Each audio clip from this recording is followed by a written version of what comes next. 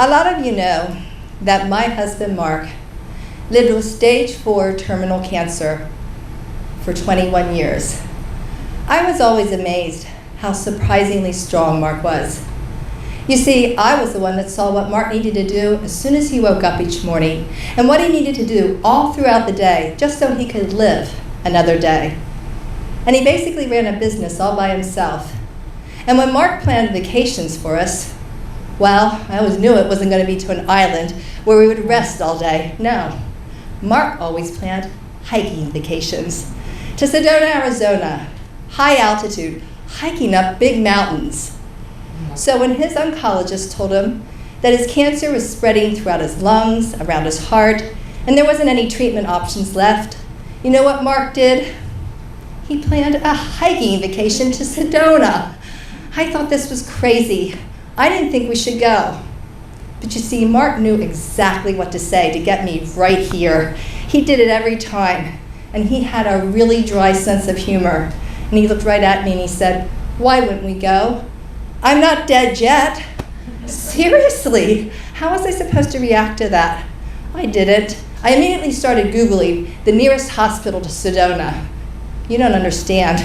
I was Googling it for me because I knew that Mark thought this was his last hiking vacation. And I knew he was going to be a hiking maniac, and he was.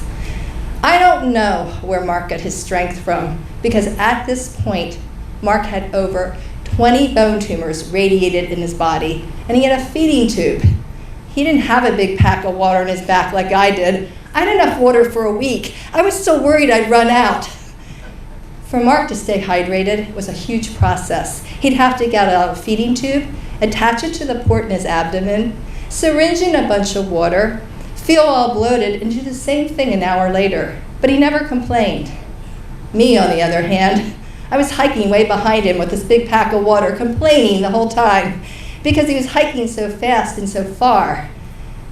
And then the one day, we got caught right in the middle of a thunderstorm. Yeah, 4 miles out, big trees all around us, lightning really close, water going up our legs, and I was scared to death.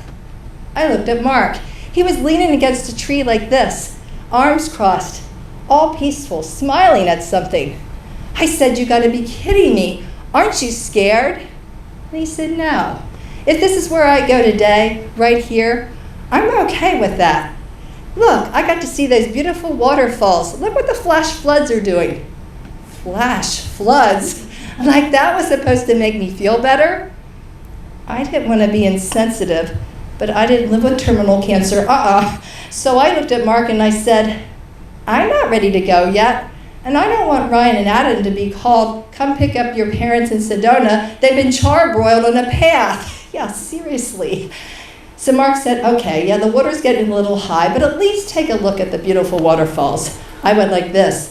"They're really pretty." I wanted to get out of there. I put on my big pack, and now I'm running ahead of Mark. He's yelling after me, "You gotta be kidding me. You can actually hike that fast?" We got out in record time. And by the time we were done, the sky was blue, the sun was out, the storm was completely over. But we looked like we got struck by lightning. We were covered with red mud. And people were starting to get out of their cars to start hiking, and they came running over to us, and they were like, "Are you guys okay?" Well, since I survived that back there, now I thought I was a badass. Yeah, I was going like, "Yeah, you should have saw it. There was big trees all around us, lightning really close. But it was worth it. You should see what the flash floods did. Beautiful waterfalls." Yeah, I felt Mark looking at me. And you know what he said to me with that dry sense of humor he had? Absolutely nothing. Mark just let me be badass Marianne that day. He knew that when he was no longer here, I was going to have to see the beauty right in the middle of a thunderstorm, just like he did.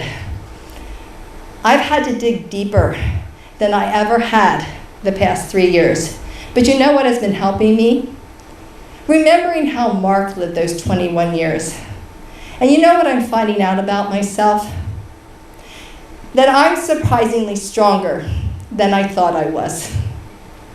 Thank you.